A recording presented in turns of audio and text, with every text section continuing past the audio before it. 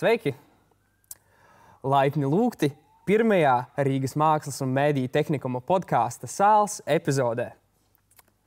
Šajā epizodē mums ir pievienojies kāds īpašs viesis, mūsu skolas direktors Gvidu Zilūzis. Sveicināti! Labdien, labdien visiem, labdien! Nedaudz iesākot, Gvidu Zilūzis ir šīs skolas, Rīgas Mākslas un mēdīju tehnikuma direktors. Strādājis kādu laiku Latvijas televīzijā kā satura ražošanas direktors, studējis Rīgas Tehniskajā universitātē, kā arī mācījies par režisoru Latvijas Kultūras akadēmijā. Man ir pirmais jautājums, pirms mēs visi sākam.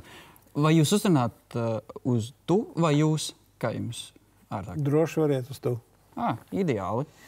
Tātad pirmais jautājums ir, noteikti viss par to arī interesējas, kā ir būt par skolas direktoru? Ļoti labs jautājums, jā, ļoti sarežģīts jautājums. Par skolas direktoru noteikti nav viegli. Kāpēc nav viegli? Tāpēc, kad ir pietiekami daudz, it sevišķi profesionāls ievirs izglītībā, tad tehnikumos skolas direktors atbild ne tikai par mācību procesu, bet pilnībā par visu saimniecisko darbību skolā. Tad no mazās skrūvītes līdz mācību procesam. Un tāpēc ir ļoti daudz atbildību jomu. Un tas, protams, ir tādam labam skolas direktoram arī jābūt pietiekami lielai zināšanu bāzei. Dažādās jomās, kā piemēram celtniecība, būvniecība, siltuma mezgli, un, protams, ka to nodrošina arī saimnieciskie cilvēki, bet, lai būtu kompetents direktors un spētu kompetenti arī saprast, vai tās lietas iet pareizā virzībā, ir labi, ka to var arī zināt, diezgan daudz, kas ir jāzina, lai būtu skolas direktors, protams, arī likumi un viss pārējais. Un tāpēc nav nemaz tik vienkārši. Un jūs esat daudz, vecāku ir daudz, skolotāju ir daudz. Tātad kopā tas ir, pie mūsu skolas, tas ir vismaz jūs ar vecākiem, tas ir gandrīz 3000, un tas ir diezgan daudz. Kas tā kā, piedalījies to bija palaist garām, kas tā kā ietilps tavos pienākumos, ko tu ikdienā dari? Ko es ikdienā daru? Tā grūti pat īsti pateikt, ko es daru, jo sākot no tā, kad, kā es teicu, satiekos ar visiem nodaļu vadītājiem, satiekos ar skolotājiem, runājos. Principā direktora darbs ir pārvaldīt visu šo te saimniecību un runāties diezgan daudz ar cilvēkiem. Arī jūs kādreiz atnākat pie manas ciemos, gan ar savām pretenzijām, gan ar ierosinājumiem, gan labām, sliktām lietām. Principā direktoram arī jābūt psihologam. Jā, tā dažreiz sanāk. Ja pareizi atceros, tu esi bijis skolas direktors šobrīd jau 3 gadus, jā? Varētu teikt, ka jā, gandrīz jau bez pāris dienām 3 gadus. Kad būs tie apaļie 3 gadi? 26. oktobrī. Tad drīz jau tāda jubileja, jau 3 gadi šajā amatā. Bet man interesē, vai šajos 3 gados ir kaut kādas bijušas lielākas grūtības, ar ko sanāca saskārties? Jā, ļoti labs jautājums. Jā.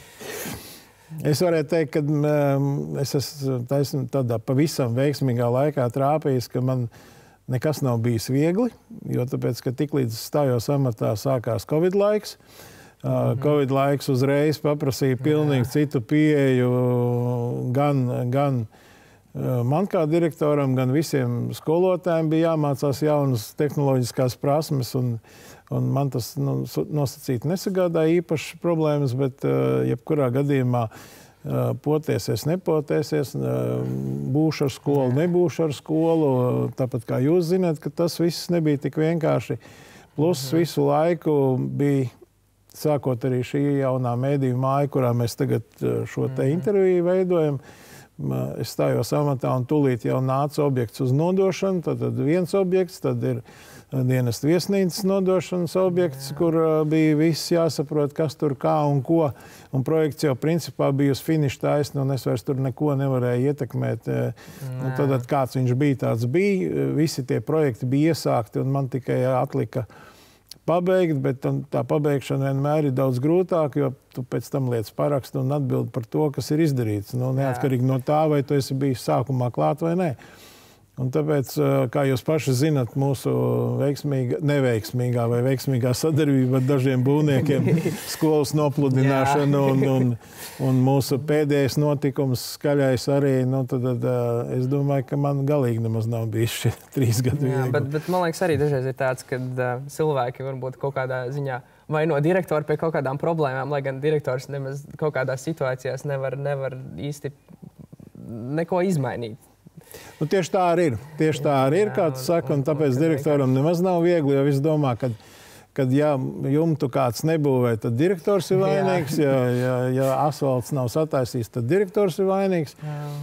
Tad vienā ziņā ir forši būt vainīgam par visu, lai gan, kā man jāsaka tā, reizēm tu pat neesi tur bijis klāt, bet tad vainīgais direktors atbild par visu. Jā, tā ir, kad atbild par tik lielu saimniecību. Bet vēl, kas man interesē, iepriekšējā mākslas mediju tehnikuma direktora Maija Vanaga, viņa šajā amatā bija vairāk kā 20 gadus, un tas ir diezgan ilgs laiks, un es varu iedomāties, ka pēc šāda ilga laika vadības maiņa varētu nebūt pārāk viegli. Kā tavā skatījumā tika uztvērtas šīs izmaiņas no skolotāju, skolēnu, vecāku un citu skolas darbinieku puses, un kas varbūt laika gaitā ir mainījies? Skolēni jau noteikti tās izmaiņas pamana daudz vēlāk. Protams, pirmie, kas to pamana, noteikti ir nodaļu vadītāji un direktoru vietnieki pirmie. Pēc tam, protams, skolotāji saprot, kad tomēr kaut kas mainās. Un es jebkurā gadījumā nācu uz šo amatu tikai tāpēc, ka es kaut ko gribēju mainīt. Jo man liekas, ka kādu brīdi varētu darīt savādāk un, uzlabot to visu procesu un mēdīju šo nodaļu, kas nesen tika izveidot, arī attīstīt pilnīgi citā līmenī. Un kaut kādā ziņā var teikt, pie šī te esošā paviljona arī sākuma skices ir manējās, tā kā tādā ziņā es jau kā skolotājs iesaistījos un domāju, kā šeit varētu daudz ko uzlabot, veidot šo te sinerģiju starp nodaļām, kad nav tikai viena nodaļa, kura, tad ir tikai viena nodaļa. Manuprāt, mūsu skola vispār ir izcila šajā jomā, tāpēc, kad mēs varam savstarpēji sadarboties visās jomās, un mēs esam skola, kura īstenībā var veidot pat jauniešu seriālus, jo mums ir metāla kalēji, mums ir apģērbšuvēji, mums ir operatori, tad visi tie, kas principā uz tādu šo te seriālu varētu strādāt, kur veidot dekorācijas no koka, no metāla, šūt apģērbus, un tad jebkurā gadījumā šī sadarbība, taisīt mārketingu, fotografēt un likt šos te mūsu darbības mājaslapās, sociālos tīklos. Tad jebkurā gadījumā mums ir pietiekami plašas iespējas, lai mēs varētu paši par sevi reklamēties, stāstīt par skolu un tikai sadarbojoties kopā pedagogiem un savstarpēji jūs, kā jūs šī pulciņā te mēģināt sadarboties. Tikai tā mums paliek interesanti skolā un mēs varam ļoti daudz ko izdarīt. Jā, es piekrītu, dažreiz varbūt kaut kāda iesaista dažādās šādās lietās. Tas ir svarīgi, lai padarītu mācības kaut kādā ziņā interesantāks un nebūtu tāda atsēdēšana. Jā, tieši tā. Tad, tikai darot, rodās interesi, tikai darot, mēs kaut ko iemācāmies. Un viena lieta ir nolasīt lekciju, un ja tu pēc tam to neapstiprini reālā darbībā, tad tas liekas, priekš kam man to vajag. Man tā doma ir, ka šeit visu vajag veidot tā, ka katrs mācības process ir ar kaut kādu konkrētu rezultātu, kas nes mūsu šo te skolu plašākā sabiedrībā, sociālos tīklos, un tad mēs viens otram. Nu kā, mums ir 1000 skolnieku, vai ne? Jā. Tad 1000 skolniekiem ir varbūt 100 draugu. Jā. Un tad no mutes mutē ir vislabākā reklāma. Jā. Taisnība. Ātrais jautājums. Vai tev pieder balts Audi Q7? Nē, man nepieder balts Audi Q7. Un es arī neesmu tas cilvēks, kuram būtu tāda īpaša interese būt kaut kādas automarkas īpašniekam. Mana auto ir pārsvarā darba mašīna. Protams, ka es labprāt izvēlos auto, kas ir ātrs, jaudīgs, bet markai nav nozīmes. Tu esi vispār braucis ar tādu mašīnu? Vai arī... Neesmu braucis. Nē? Neesmu. Tas bija jautājums no audzēkņa viena, kurš ļoti gribēja, lai uzdod jums šito jautājumu. Viņam tas tik ļoti interesēja, tas, ka nevarēja... Arī ar BMW es neesmu braucis, jā, lai būtu tā. Arī ar Lamborghini es neesmu braucis, jā. Ir, taču var pabraukāt pa Vecrīgu. Cik tu tur var pabraukt? Nē, protams, ka var. Mūsdienās jau jebkurā gadījumā nav problēmas tikt pie kaut kāda īpaši izvēlēta vai auto. Ar Mercedes es braucis, protams, bet tā, lai man būtu, teiksim, svarīga tieši marka, tas man nav tik būtiski. Jā. Jūs kaut ko minējāt par sociālajiem tīkliem. Ko jūs domājat par tādiem sociālajiem tīkliem, kā, piemēram, Teķa grēksūdz, tas un viss tas RMT fitting un tā tālāk? Ļoti aktīvi sekoju Teķa grēksūdzē. Katru vakaru palasu šos te sūdzības vai kā varētu mēs to nosaukt, pārdomas, cik grūti dzīvot, tā varētu to nosaukt tik pa brīdim, ja? Nē, neko. Es domāju, ka jauniešiem ir jādod iespēja izteikties un es arī principā domāju, ka, nezinu, vai tas jau ir ieviests, bet man nav pretenzijas pret to, ka būtu kastīte, kurā ir sūdzības un ierosinājumi, pat anonīmi, jo tas ir jebkurā gadījumā labi, kad jaunieši kaut kādā veidā dod signālu par labām un sliktām lietām, un direktoram ir iespēja vismaz būt, kā saka, zinošam par to, un ja vajag reaģēt, un reizēm arī izlikties, ka es to nezinu. Nedaudz tā painteresēties par, ko tu strādāji pirms tam, pirms kļuvu par skolas direktoru? Ja mēs runājam tieši par darbu, jā, tad es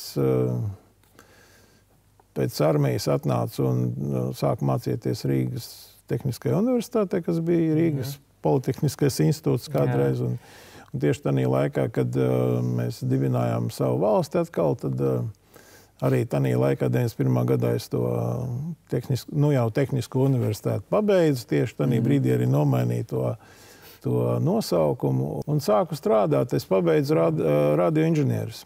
Specialitāte ir radioinženieris un sāku strādāt Latvijas televīzijā. Paralēli mācībām jau priekšpēdējā kursā, jau 90. gadā es aizgāju uz Latvijas televīziju. Tā kaut kā paliku 28 gadus, bet man patika arī iekšā visu laiku attīstīties un augt. Un tā kā es tur esmu pastrādājis gandrīz visos amatos. Man ir tāds ātrs jautājums, kamēr nav viss aizgājis tā, ka es neatceros. Jūs bijat armijā? Jā, es biju Padomju armijā. Tajā laikā, tad, kad bija Padomju Savienība, jauniešiem bija jāiet armijā, un arī es. Lai gan pirms tam es nodarbojos, kā jūs zinat, ar sportu. Un bija doma, ka es tikšu uz sporta rotu, bet tas tā nesanāca un palika armijā. Kaut ko varbūt vairāk par šo sporta lietu varētu pastāstīt, cik mēs atradām informāciju. Tu esi mācījies kādreiz Murjāņu sporta skolā. Un ko tieši? Un varbūt vairāk par to pastāstīt. Es mācījos Murjāņu sporta internāta skolā. Tanī brīdī tagad jau ir Murjāņu sporta ģimnāzija, daudz solidāks un tāds nopietnāks.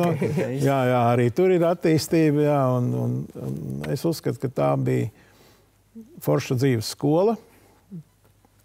Mēs mācījāmies, tagad, manuprāt, ir palicis viss, kā saka, soft. ļoti. Tā notiek. Jā, neviens īsti jauno paudzi visu audzē. Darīt maz, ko liek darīt, un tad, ja ir jādara, tad neviens vairs negrib darīt, un tad ir vieglāk, kā saka, bakstīt telefonu, nevis aiziet padarboties. Mūsu laikā bija daudz vienkāršāk. Mēs strādājām no rīta līdz vakaram, mums bija treniņi pa 7, pa 9 stundām katru dienu. Un pie reizes, tanīs brīžos, kad bija jāatpūšās, mēs cēlām kamniņu trases, bija kamniņu braucējs. Un 8. 7. klasē mēs nesām 2 spaiņus pilnus ar betoniem pāri Lojas upei un būvējam kamniņu trasi. Tā kā neviens tur tā īpaši jaunieši nesaudzēja. Tā kā tādā laikā, tad tā bija ļoti laba izdzīvošanas skola. Iemācīja strādāt, būt sabiedrībā, savstarpēji visu laiku. Kā jūs saprotiet, dzīvojām vienā istabā, 4 čaļi un 5 gadus kojās. Laika mainās. Es nedomāju, ka kādā skolā vēl pasaulē drīkst kādu bērnu sist. Tāpēc, ka viņš runā stundā. Domāju, es nezinu, droši vien kādā pasaules valstī droši vien iespējams, ka... Bet es domāju, ka neviens jau tāpat nevienu arī nav nekad centies sist. Bet mūsu laikā, protams, kaut kādā 5. klasē bija skolotājs, kas paspēja tikai noraut rokas nost un lineāls salūza uz galda. Arī tā bijis ir, jā. Vēl viens ātrais jautājums. Vai bērnības tu lepotos ar tevi? Kas? Vai bērnības tu lepotos ar tevi? Es domāju, ka jā. Īstenībā es domāju, ka jā. Ar visu to, tas pavisam garš stāsts, bet par to mēs tā kā labāk nestāstīsim. Es domāju, ka jā, jo kaut kādā ziņā es ļoti aktīvi nodarbojos visu jaunību un bērnību ar sportu. Mācībās nevarētu teikt, ka es biju absolūts teicamnieks, tāds es nebiju, bet vienalga, tā kā tā bija 5 baļu sistēma, man ar visu savu sportu, man vidēja atzīme tomēr bija 4. Tā kā es savā ziņā mēģināju savienot gan to. Un tā kā domāju, ka jā, īsti nav par ko. Un ja tas, kas ir ielikts bērnībā, kaut kur jau rezultējas arī pieaugušo gadu. Kāpēc jūs vispār nomainījāt profesijas? Jo no Latvijas televīzijas satura direktora uz skolas direktoru. Tas ir, piedodiet par izteicienu, bet kaut kā bija uz leju tā kā karjerā. Varbūt uz augšu. Atkarīgs tas, ka... Man liekas, šis ir tāds ābolu pret apelsīniem salīdzinājums nedaudz. Kā lai to pasaka? Satura ražošanas direktors, virs tevis vēl ir valde un vēl ir citi direktori. Un šeit tomēr tu esi kaut kā... protams, ka virs manis arī ir ministrija, bet es domāju, ka tas ir kaut kur līdzvērtīgi un jebkurā gadījumā, manuprāt, tad, kad tu esi kaut ko izdarījis, tad droši vien, kad tev paliek kaut kādā ziņā garlaicīgi un tu meklē jaunus izaicinājumus. Un šis ir arī man pietiekami jauns izaicinājums. Un es domāju, ka man vēl ir laiks, lai mēs skolā kaut ko labi kopistiski ar jums izdarītu. Kā saka, no Latvijas televīzijas uz RMT televīziju. Kaut kādā ziņā arī šis bija. Es vienmēr teicu, ka šī skolā tas ir iespējams un to vajadzētu darīt. Jau tad, kad es atnācu uz šo skolu 2012. gadā uz vienu lekciju ciklu nolasīt operatoriem, tad tanī brīdī bija tikko operatori sākuši strādāt, un es viņam lasīju pilnīgi visas tās profesijas, ko tagad lasa vairāki pasniedzēji. Un man likās, ka te ir tā bāze, kurā varētu arī ļoti forši attīstīties. Tad sanāk, ka tu jau no 2012. gada šeit RMT esi kā skolotājs jau, jā? Jā, esmu kā skolotājs, bet, protams, ka man pamatdarbs bija televīzija, un es te nācu uz vienu dienu, kā saka, lasīt lekcijas operatoriem, jā, par operatoru mākslu, par režiju, par gaismu likšanu, par dažādas, par scenogrāfiju. 12. gadā es tikai skolu sāku, es tagad jūtos vecs. Bet tev viss dzīve priekšā. Taisnība vienī. Nekad nezinu, ko rītdien atnesīs. Tieši tā. Jā, bet atkal nedaudz atgriežoties pie šīs televīzijas lietas, vai šie daudzie gadi Latvijas televīzijā strādājot kaut kādā ziņā varbūt ir palīdzējuši šobrīd RMT direktora amatā, un es noteikti ir palīdzējuši kā skolotājiem. Bet vai kā direktora amatam ir palīdzējuši šie gadi? Protams, katra lieta, ko tu apgūsti, katra lieta ir, protams, tā, kas tev bagātina tevi. Tad man ir tā veiksme, ka šī skolā ļoti labi saskan. Jo tad māksla, mēdījis un, protams, mums arī tās profesijas, kas ir tehniskās profesijas. Jā. Un tad, principā, režisoram ir mākslinieckā domāšana un inženierim ir tehniskā domāšana. Tad man ir šī abas domāšanas kopā, un tāpēc es domāju, ka tas ir tikai pozitīvi. Jo tas ir tas, ko es teicu, kad gan būvniecība, gan viss arī tehniskā domāšana palīdz pie tās saimnieciskās dzīves, un tā mākslinieckā domāšana palīdz arī ieraudzīt to mākslu, kas te ir apkārt, un mums ir ļoti daudz dažādas mākslas, un kas ir tikai ļoti pozitīvi. Tāpēc katra lieta, ko arī televīzijā, katra profesija, ko tu apgūsti, kā operators, videomontāžists, producents, mārketinga direktors, tad ražošanas direktors, visas lietas, ko tu tur apgūsti, tu viņas tikai viens otru papildi, un tu ieraugi atkal jaunu lietu, un tev nav garlaicīgi, un arī šeit. Man nevienu dienu vēl nav bijis garlaicīgi. Nē, tas ir mums ir tāds teiciens. Man te nekad nav garlaicīgi. Vai labi, vai slikti, bet garlaicīgi noteikti. Tad, ja jums jau ir tīgi negarlaicīgi, tad man kur nu vēl man? Jā, varu iedomāties, Atkal ātrais jautājums. Kas ir tas, ar ko tu lepojies, bet nevienam nestāsti? Tagad jūs gribat, lai es jums stāstu, jā. Nē, zinu kā, varbūt kaut kas tā, ko baigi nereklamē, bet kaut kas ir, ko tu pats lepojies. Varbūt tas tāds, ka wow. Nē, man nav nekas tāds ļoti īpašs. Es domāju, ka es vienkārši eju uz priekšu. Un no vienas puses es neskatos atpakaļ, jo, manuprāt, ir jāizbauda tas, kas ir šodien. Un jādzīvo ar domu, ka tu vēl kaut ko labu vari izdarīt nākotnē. Ja tu ar tādu domu nedzīvo, tad, manuprāt, tad ir paliek garlaicīgi. Un tad tev ir kaut kādi izaicinājumi.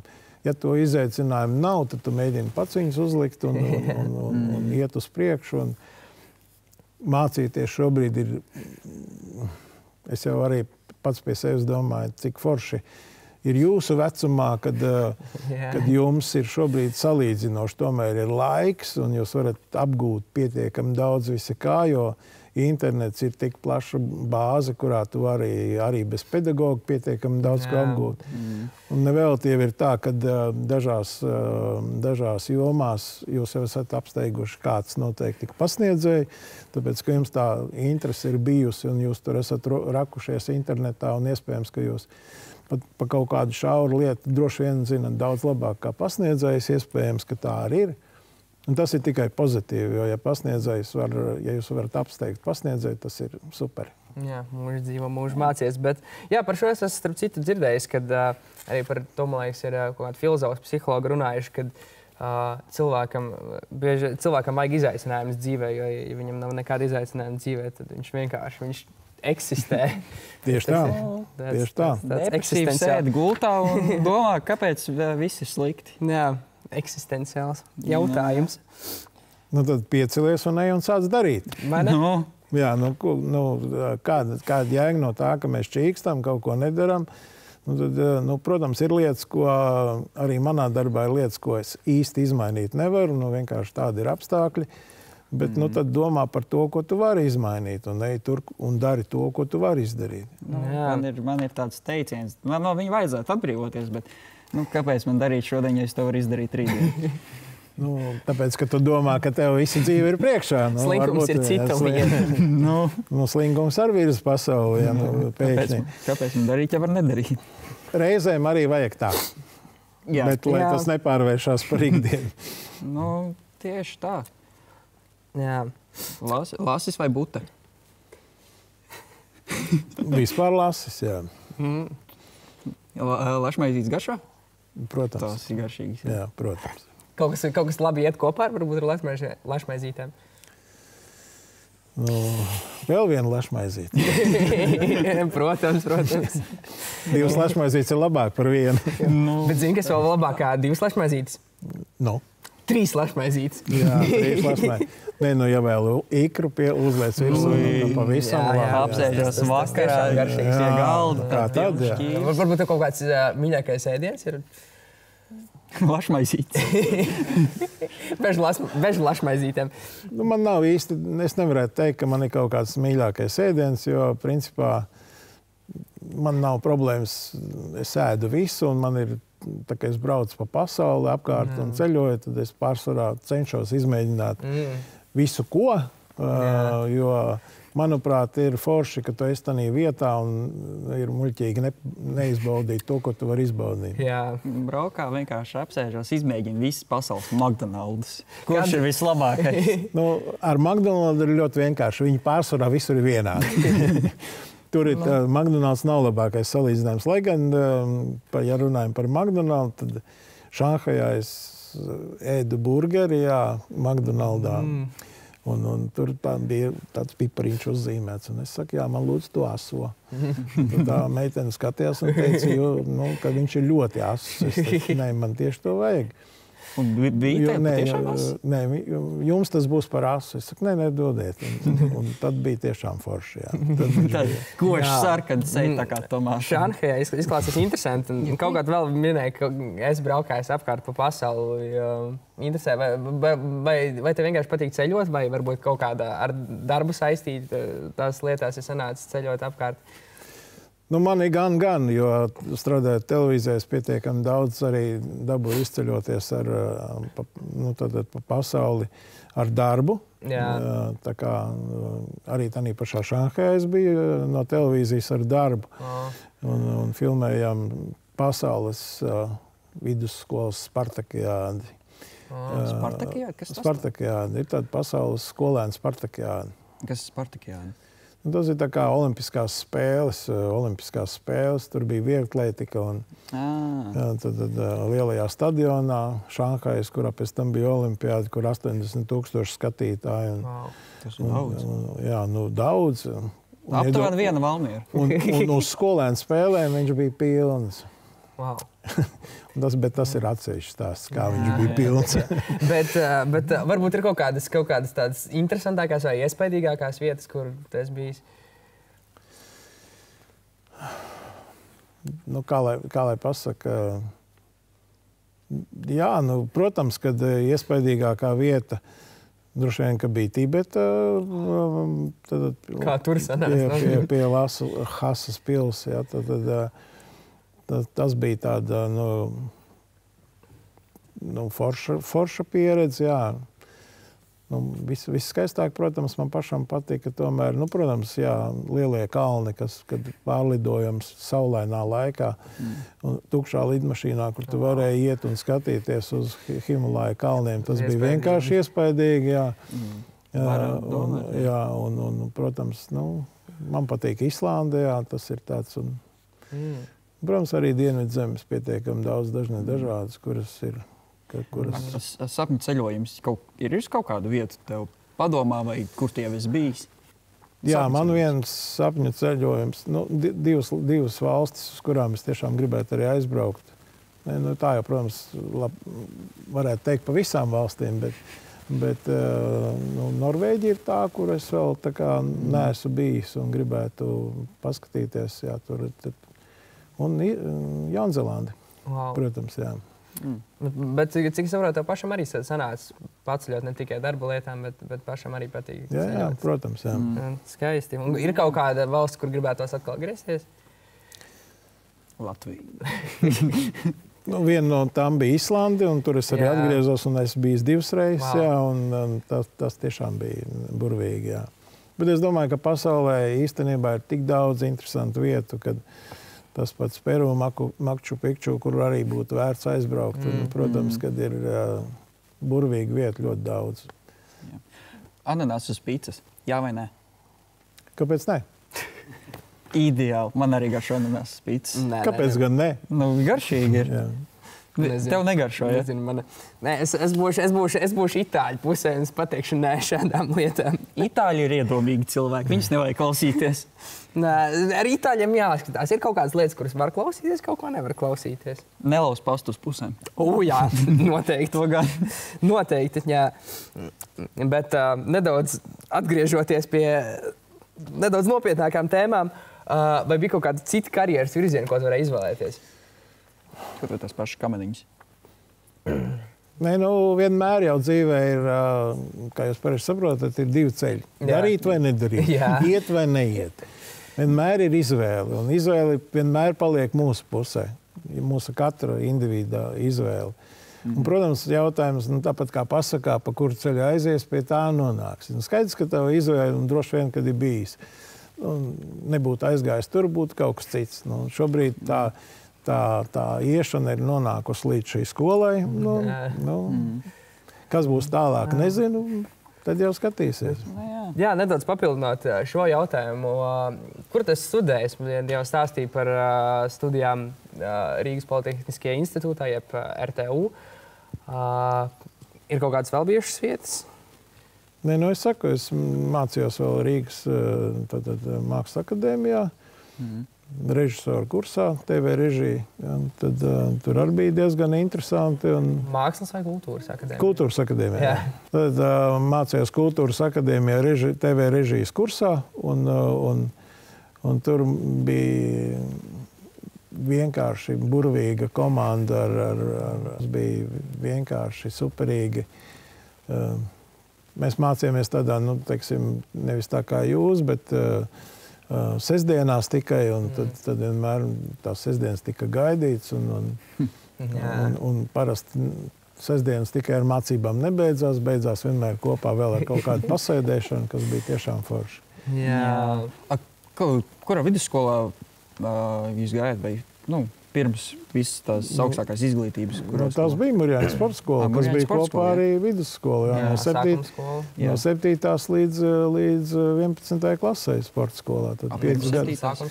Pirms tam bija Salaspils pirmā vidusskola. No Salaspils nāc, jā? Ar zīmēšanas novirzienu, jā. No Salaspils jānāc, jā? Jā. Fizika vai ķīmija? Fiziku. Protams, kā jau inženierim. Ar latviešu valodu vai matemātiku? Noteikti matemātika, jo fizika. Protams, ka matemātika. Arī inženieri, lūdzu. Protams, ka matemātika. Es piekritīšu uz fiziku, bet es nepiekritīšu uz matemātiku. Nē, zini, kā man vecāmama teica, matemātika ir skaista, tev tikai to jāsaprot. Jā, ļoti precīzi. Es varētu pateikt, ka man noveicās, un lai cik tas dīvaini nebūtu, ar matemātiku, man it kā likās, ka matemātika ir nosacīti vienkārši, bet tādā pašā laikā ir ļoti atkarīgs no skolotāja. Jā, piekrīt. Un es varu pateikt paldies savai skolotājai tieši Murjāņas sporta internāta skolā, kas mums 7. un 8. klasē, kad es aizgāju turieni, bija fantastiska skolotāja. Pēkšņi izkrita no galvas vārds, bet fantastisks matemātikas skolotāji, kas iemācīja matemātiku. Un tas ir tiešām tādā brīdī, kad tu sāc viņu saprast, kā tu pareizi pateici. Tad ar matemātiku, ja ir ielikti forši pamati, nav problēmas. Man nebija problēmas līdz pašai augstskolai. Un tā kā radiotehnikā bija 5 matemātikas augstākās. Tad tur man vairs nebija nekāda problēma. Un tas notika tikai 7. 8. klasē, tāpēc es parasti saku, ja līdz 9. klasē matemātiku zinu, tāpēc tam nav problēmas. Jā, bet par mācībām nedaudz turpinājāt. Kaut kādas baumas dzirdējām, ka tu esat mācījies astroloģiju. Varbūt kaut ko par to var pastāstīt. Nu, jā, bija tāds hobijs, drusciņi, jā, kaut kāds hobijs, jā, ir bijis. Un tas, protams, ir tikai priekš sevis. Jā, esmu interesējies par astroloģiju. Droši vien tāpēc kad lai pirmkārt jau izzinātu sevi. Bet varu pateikt, ka astroloģija ir diezgan precīzi zinātne. Un no vienas puses es ar viņu nenodarbojos, tāpēc, ka tā ir liela atbildība, jo cilvēkiem tiešām tas kods ir ielikts. Un pamatā tās īpašības ir katram ieliktas. Un, protams, ka mēs viņus varam attīstīt, bet kods ir. Ja tu debesis būtu tīras, tagad mēs būsim kaut kāds debesis, tīras debesis, nakts zvaigznes. Tu varētu vienkārši norādīt ar pirkstu un pateikt, kas pa zvaigznēm. Tā nav astroloģija, tā jau ir astronomija. Kas ir astroloģija? Kādas atšķirības? Astroloģija ir tā, ka tu pareģo lietas par cilvēku. Nevis pareģo, bet tu pareģo vairāk pasaka. Jā, principā tas ir par cilvēku psiholoģiju un cilvēku raksturiem un viņa prasmēm un tā tālāk. Kosmosa rasisms. Jā, un kosmos tas jau ir, protams, astronomija. Tas ir, protams, kad tad ir jāzina, kurā brīdī uz kuru zvaigzni skatīties un kā viņu nosauc. Jā. Lai gan mūsdienās ir aplikācijas un droši vien, ka tu arī to vari. Kaut ko. Tad tas vairs nav tik sarežģīti. Jā. Suns vai kaķis? Kaķis. Tas suņu cilvēks. Man suns patīk vairāk. Es esmu kaķis cilvēks, es pilnībā piekrītu. Jā, bet suns būs tavs labākais draugs. Kaķis vienkārši tev pieprasīs sēst un ar tevi nerunās nākamā nedēļa. Kaķīši tik mīļi. Tev pašam varbūt kaķis ir mājās? Man bija kaķis mājās un tagad man meita ir kaķis uz 2 ģimenēm, viens kaķis. Tā kā, jā, kaķis, jā. Jā, par ģimeni varbūt nedaudz vairāk varētu pastāstīt. Teicu, ka tev ir meita. Jā, man ir 2 meitas, jā. Skaidrs. 2 meitas, jā. Turpinot par dzīvniekiem. Cik tevī ir vilku? Es domāju, ka pietiekami daudz. Es domāju, atkarībā no situācijas jautājums, kurš vilks uzvar. Varbūt kādu konkrētu var nosaukt? Vai tas viltīgais, vai tas gudrais vilks, vai tas vilks, kurš arī uzbruk. Jā. Cik tev ir vilku? Cik manī? Es nezinu. Man nav jausmas. Es esmu tukšāks kā tukša istaba augstās. Man nav vilku, man ir kaķi. Jā. Nē, man ir putni un tarakāni galvā. Man nav vilku. Tādā ziņā jau vilks ir, pareizi tu saki, jā, bet kaķis ir tomēr pats par sevi, vai ne? Jā, vilki staigā, kur grib. Jā, tieši tā. Vilki tomēr bara dzīvnieki. Bet varbūt vairāk pastāstīt kaut kādi hobiji, intereses, kaut kādas lietas, kas ārpus darba interesē, kā saka. Mans hobijs tagad ir skola. Jo, principā, pietiekami daudz direktoram ir par skolu jādomā, jo nevēl saka, ka direktors ir tomēr 24/7. Jā. Bet, jebkurā gadījumā man ir 2 hobiji, ir ceļošana un fotografēšana. 24, kad direktors 24/7 ir tā, ka tev 3 naktī pēkšņi kāds piezvan par skolu, ja? Jā, arī tā ir gadījies. Skolā iztikā. Skolā jums iebruka. Jā. Jā, ir. Tā notiek RMT. Jā, kā jau teicu, piedzīvojums. Tāpēc var teikt, ka telefons man nav izslēgts. Jā. Pirmais, ko izdarīt, ja tu būtu sieviete? Labs jautājums. Var noteikti, ka lamāties, mēs uzliksim pīkstuļus. Starp mums drīkst. Es pat īsti nevarētu iedomāties, krāsoties es neietu. Nu, es arī ne, tāpēc. Nu. Tā kā man grūti atbildēt, jā. Laikam nezinu, jā. Nu. Ko tu darītu? Jā, tas labs jautājums. Nu, pačam dīt pupu, sāksim ar to. Nu, pieceltos laicīgi uz skolu beidzot. Jā, un izpildīt mājas darbu, tā kā nedēļus. Meitenēm jau jāatcerās vēl laicīgāk, kā zēniem. Viņam vismaz ir mati jāsakop. Jā. Ar džungļiem uz galvas, afro pamodīsies. Es, man liekas, pamēģinātu, vai tiešām meitenēm vieglāk koļīties. Arī tā var. Arī tā var. Saldais vai zupiņi? Vispār jau saldais, jā. Nu. Dzīve jau nav tik salda, vienmēr vajag to saldumu pasaldināt, jā. Kurš gan atteiktos no saldā? Jā, kurš, jā. Jums saldie negaršo? Protams, ka garšo. Protams, ka garšo. Kāds mīļākais saldais? Mīļākais saldais? Jā, Paulo kūka. Tā ir garšīgi, jā. Jā. Man mamma dažreiz viņa cep, tad ir tā rīktīgi garšīgi vakarā apsēsties. Proti, jā, Paulo kūka, tas ir izcilē. Zini, man labāk. Braunī. Kā tieši braunī? Par to mēs šeit nedrīkstam runāt. Jā. Kur daudz rumu droši vien, jā. Īpaši brūni braunī. Īpaši brūni, jā. Īpašie braunī. Kādas domas par leģendāro Mego piciņu? Jā. Vai ir mēģināti? Nē, nu to kad Mego vispār ir slavenākais šī rajonā, to es tā kā aptuveni nojaušu, jo interesanti, kad jūs pārsvarā ejat, visi, kas mācās šajā skolā, lielākā daļa iet uz Mego. Jā. Bet es, diemžēl, nereizi neesmu šajā veikalā iegājis. Ak, šausmas. Un Pego piciņu nes nogaršojis, bet droši vien tagad pēc intervijas man obligāti būtu jāiet jānogaršo. Jā.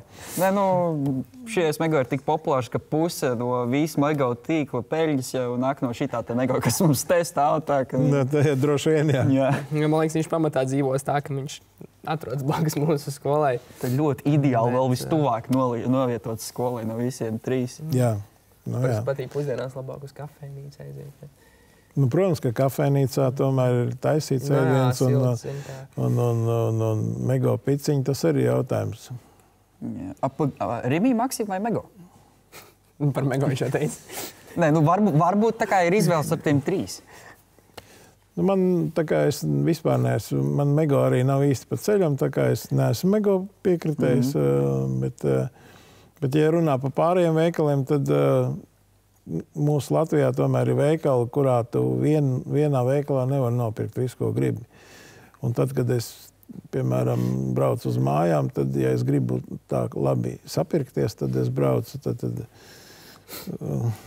4 veikalos, lai nopirktu visu, ko man vajag. Ja tas nav tā kā Amerikā, kur tu vienā veikalā var nopirkt maizi un gloku. Jā, bet Lidlā var nopirkt rekordu tur vienā vietā. Tur stāv vista blakus vēl kaut kādas čības un tad cepurs. Un vēl tur tālāk saldējums. Nē, mūsu lielveikalos arī var nopirkt it kā visu, bet tanī pašā laikā ir ražotāji, kur, piemēram, tanī veikalā to ražotāju citā veikalā var nopirkt tikai to ražotāju, tanī veikalā tā ražotāja nav. Un tomēr jautājums ir par kvalitāti un tieši par produktu kvalitāti. Un tad ir tā, ka tu saproti, ka to pašu maizi es labāk braucu un nopērku, piemēram, pie sevis Ikšķelē veikalā, kur viņu cep piekdienās. Tu joprojām Ikšķelē dzīvo? Jā, joprojām dzīvo. Katru rītu sanāk braukāt? Ja? Katru dienu. Cik ilgi sanāk braukāt? Tad pašā veiksmīgākā variantā no 45 minūtēm līdz stundai 30. Jā. Atkarībā no tā, kā Rīga ir. Tāpēc es parasti braucu diezgan agri, lai pirms 8 būtu Rīgā. Un tad pārsvarā sanākt arī braukt pēc 6 mājās, jo tāpēc, kad arī tanī darba laika beigās ir, tad jāpavada pietiekami daudz laika. Var samaksāt naudu par personīgo šoferu, atbrauks tev zils Mercedes uz mājām. Man nekad nav bijis personīgā šoferi, tāpēc nemāku atbildēt uz šo jautājumu. Ne televīzijā strādāt, nekad vienmēr es braucu pats. Arī tad, kad busiņā brauc televīzijas? Nē, nu tad gan bija šoferis, bet tas neskaitās personīgais šoferis. Tad mēs braucām kā komanda, un tad braucām filmēt. Skaidrs, kad mēs braucām ar televīzijas, ar televīzijas transportu, protams. Jā. Bet, ja atkal atgriezāmies pie tās vecās labās televīzijas, varbūt ir kāds smieklīgs atgadījums no televīzijas laikiem palicis atmiņā. Nu, smieklīgo atgadījumu, protams, ir daudz un visādi, bet es domāju, ka jautājums, kam viņš ir smieklīgs. Tāpēc, jā, man ir tāds viens stāsts, ko es varētu izstāstīt, kā es kļuvu par operātoru. Teiksim tā. Varbūt tas jums vairāk interesē. Jā, tas interesē. Nu, tad mums bija pasākums, kādreiz taisīja kā režisors raidījumu Puspiekaba bija tāds raidījums 95. gadā, pagājušā gadsimtā. Jā, es sāku strādāt kā režisors un mēs ar operatoriem braucām taisīt sižetu par to, kā lec izpletni lecēji. Tad aizbraucām uz Cēsīm, tur tāds mazs lidlauks un mazā lidmašīna, un operators saka, viss, mēs esam atbraukši, viņš saka, kā? Es saku, vajag lidot, vajag foršus kadrus, nu tad tā, ka tie izplet lecēji tev lec no lidmašīnas ārā, viņš saka, man bail no augstuma, es nelidošu. Nu, es saprotu, ka loģiski, lai tas sižets būtu foršs. Nu, ko, nu labi, es nekad neesmu filmējis, pie tam vēl ar lielo kameru, kur ir tur 14 kilogrami un kur jātur ir ar abām rokām. Ja? Es domāju, nu labi, okei, tev bail, es kā sportists, man bail nav. Es braucu, paņēmu kameru. Protams, kad man ar tā pieredze nekāda īstenībā. Kāda man es tikko sācis kā režisors strādāt, vispār operators vispār neesmu bijis. Paprasīju kādas pogas, kur kas jāspiež. Aptuveni es redzēju, kā to operatoru dara.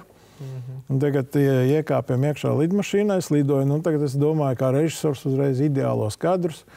Un, protams, kad tur viņi saka, es prasu, kā jūs tur darīsiet. Viņi saka, kur atvērs tās durvis vaļā, un jūs man, tā kā leks visi viens pēc otrā ārā. Tas instruktors un tā, es saku, ok, baigi forši. Es saku, labi, tad nosēdīšos tā, tās durvis atverās, nosēžos ar kājām, atspiežos durvju katrā pusītē. Un, protams, kamera šitā te pats sēž uz tai lidmašīnai uz grīdas. Un man smuki visi tā kā lec pāri, man superīgs kadrs, viss baigi forši. Instruktors arī izlec. Un es palieku tādā lidmašīnā viens pats, ar visu kameru. Un tādā brīdī, ka visi ir izlekuši, tas pilots domā, tagad kā visi ir izlekuši, lidmašīna ir tukša, viņš sāk taisīt manevru, griezties atpakaļ, lai braukt mājās. Un es visu laiku tā pa tām durvīm tagad ceļos augšā. Es saprotu, ka man nav nekur pieķerties, man nekādas drošības josta nav. Un es tā mēģinu gulties uz to grīdu ar visu kameru. Es varu kaut kur pieturēs neko, un tās durvis ir vaļā. Un es domāju, tad, kā saka, kā pirmā un pēdējā reize, kad es esmu režisors, operators un vēl nezinu kas. Protams, ka kameru es atlaist nevaru, jo tā maksā 50,000 latu, par ko es esmu parakstījies. Un tad automātiski, un tā es beigās ar tām vaļā durvīm, es teikšu, man bija diezgan, es biju pārbījies, ja, nosēdos līdz pašām beigām. Žēl, ka es to kadru neesmu saglabājis savā atmiņā, bet visu laiku tā kamera bija ieslēgta ar visu to, kā lidmašīna nosēdās, un pēc tam, tā kā viņa bija apstājusies, tad es tā veiksmīgi nogulos uz grīdas, noliku kameru un domāju, jau. Tad jebkurā gadījumā tā es kļuvu par operatoru. Bet varēja jau ar visu izplati lekt līdzi, visu to kameru. Man jau nebija izplatņa, es jau varēju lekt tikai vienkārši tāpat ar kameru rokā. Maigi sakot. Bet kaut kādā ziņā tas man raisīja variants, kas ik pa brīdim atļāvos kaut kādas ārprāta lietas, ko operatori teica, ka viņi tā nedarīs. Piemēram. Es braucu arī ar lielo kameru pa amerikāņu kalniņiem. Filmējot, un, protams, kad kaut kādā pēdējā virāžā man, protams, to kameru atlauž šitā te, un es nespēju viņu noturēt. Es esmu braucis kājās stāvot ātrlaivā, kur tur, protams, ka tanī brīdī, kad Turcijā tur ieraudzīja, kad viens duraks tur filmē, piecēlies kājās un stāv ar kameru, un tad viņš taisīja vēl lielākus tos, lai pierādītu, ka man var apgāzt ar visu kameru. Bet es kaut kā to visu izturēju, un tā kā pietiekami daudz visādas brīnumus esmu darījis savā dzīvē. Par laimi tagad izgudrot GoPro. Tāpat nīris zemūdens un filmējis tad, kad operators saka, ka viņi to nedarīs, tad es to esmu darījis. Zemūdens tā kā rifā vai arī kaut esmu arī nīris, un kaut ko darījis. Nē, sarkanēju. Izskatās, ka mūsu laiks kopā tuvojas izskaņai, un varbūt ir kādi vārdi noslēgumam, kāds veltījums podkāsta skatītājiem, klausītājiem. Man ir veltījums visiem tiem, kas man klausās, un arī jauniešiem, kad nebaidieties, izaiciniet sevi,